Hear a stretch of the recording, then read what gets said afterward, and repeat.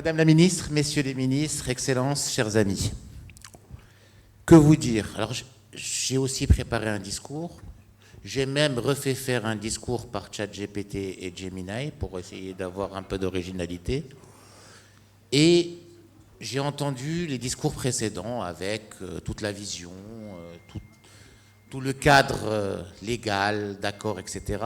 Et je me suis dit, le meilleur moyen de m'exprimer sur les 3-4 minutes qu'on nous a données, c'était de donner le fond de ma pensée qui vient du cœur, comme d'habitude. Alors la première des choses, c'est quelle chance on a d'avoir un souverain pareil. Et franchement, je suis fier d'être citoyen du Royaume du Maroc et je suis fier de vous accueillir tous ici dans le cadre d'une vision royale toujours aussi généreuse. Parce que tout ce qu'on est en train de faire, c'est d'abord une question de générosité, c'est une question d'humanisme, c'est une question de volonté, d'ambition collective, d'aller ensemble, encore plus fort, encore plus loin, de partager l'effort et pour pouvoir partager la richesse après. Et ça, franchement, c'est une ambition qui a fait que mon pays, le Maroc, dans les 20 dernières années, a fait une transformation qu'il n'a jamais fait avant. Et cette transformation, cette vision qui a fait que Sa Majesté a été le moteur de transformation de notre pays, qui a fait des bonds exceptionnels dans tous les domaines et réussi des choses très très intéressantes. On ne va pas les détailler ici, mais dans le secteur que je pilote, on a multiplié par 30 la valeur ajoutée industrielle. 85% de nos exportations sont des produits transformés, c'est des choses qui parlent à nos amis du continent.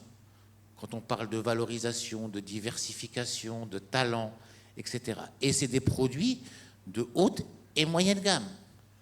On a une capacité installée de production automobile qui va dépasser la capacité d'un pays comme l'Italie. Et excusez-moi, monsieur l'ambassadeur de France que j'ai vu il n'y a pas longtemps, même si on a des ambitions communes, on est à des capacités pratiquement similaires avec un pays comme la France qui a une tradition et une histoire d'un siècle et demi dans l'automobile. C'est des défis qui ont été relevés par un souverain visionnaire qui est en train de se dire on n'a pas de complexe. On peut faire les choses. Le miracle coréen peut se faire au Maroc et il est en train de se faire au Maroc. Et cette vision de Sa Majesté, il l'a pour le continent aussi. Avec la même générosité, avec la même implication, avec le même engagement. Et en se disant, ce continent qui a été laissé de côté, ce continent qui est utilisé de la mauvaise manière parfois au niveau des ressources, qu'elles soient humaines ou naturelles, a des perspectives. Et pour que ces perspectives se fassent, on va commencer à travailler de la même manière avec laquelle moi, souverain de mon pays, je l'ai fait dans mon pays. C'est quoi cette manière? D'abord, on relie, on rassemble, on se donne cette vision commune. Ensuite, on installe les conditions pour que ça fonctionne. On fait de grands projets structurants, les fameux New Deal qui ont fait leurs preuves dans d'autres pays, les fameux gros projets de transformation. On met un gros gazoduc, mais pas un gazoduc juste pour emmener l'énergie du Nigeria ou le gaz pour emmener le gaz du Nigeria à l'Afrique. Non, non, non. Ça, c'est ce qui peut le financer.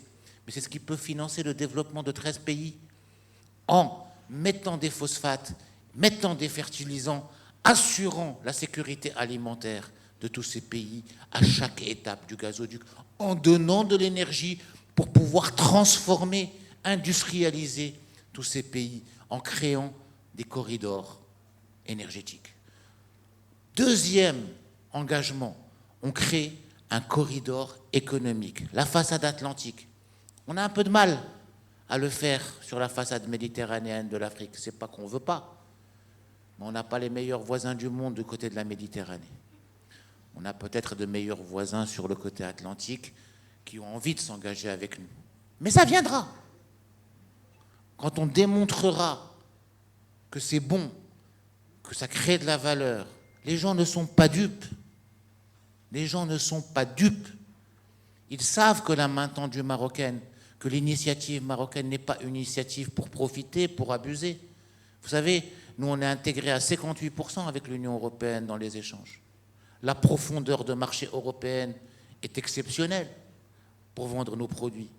On a installé les parties logistiques pour le faire. Donc finalement, si on n'était pas dans cette volonté de nous développer ensemble en tant que continent, on se dirait, bon, allez, profitons, allons prendre 2 points de part de marché de plus, c'est plus accessible. Non, on veut le faire ensemble. On veut se développer ensemble. Parce qu'on y croit, parce qu'on a un souverain volontariste et qui sait que c'est notre intérêt à tous de le faire entre nous. Et que c'est notre racine et notre besoin et notre énergie vitale, elle est sur le continent. Troisième point sur lequel je voulais insister. Il y a aujourd'hui,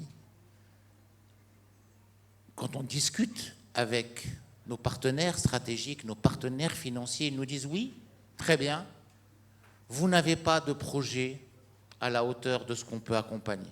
Vous n'avez pas les projets qui puissent attirer les financements pour qu'on puisse développer des infrastructures ici et là. Et chaque pays est en train de se battre, un pour avoir une centrale électrique, pour pouvoir avoir son énergie, l'autre pour installer son eau, l'autre pour faire ses routes, l'autre pour faire ses ports, etc. Et chacun en train de se battre de manière individuelle, de chercher à s'endetter pour le faire d'une manière ou d'une autre, de trouver des rationnels économiques qui ne sont pas encore là, parce que quand on fait un port, on parie sur l'avenir. Quand on installe une centrale, on parie sur l'avenir. Et on a du mal, souvent. Nous aussi, on avait du mal il y a une vingtaine d'années ou il y a une trentaine d'années à faire ce genre de choses. Et on a fait parfois quelques choix où on a dû sacrifier certains aspects économiques pour pouvoir nous développer. Mais là, on arrive avec des projets intégrés qui ont une cohérence, qui ont un rationnel économique, où on met dedans la rentabilité des projets et on leur donne l'échelle. Les projets d'accès à l'Atlantique des pays du Sahel sont identifiés, les corridors sont dessinés, les stations logistiques sont pensées, le projet est budgétisé, le rationnel économique est là, et vous verrez, dès qu'on le mettra sur la table, il attirera des intérêts des investisseurs du monde entier.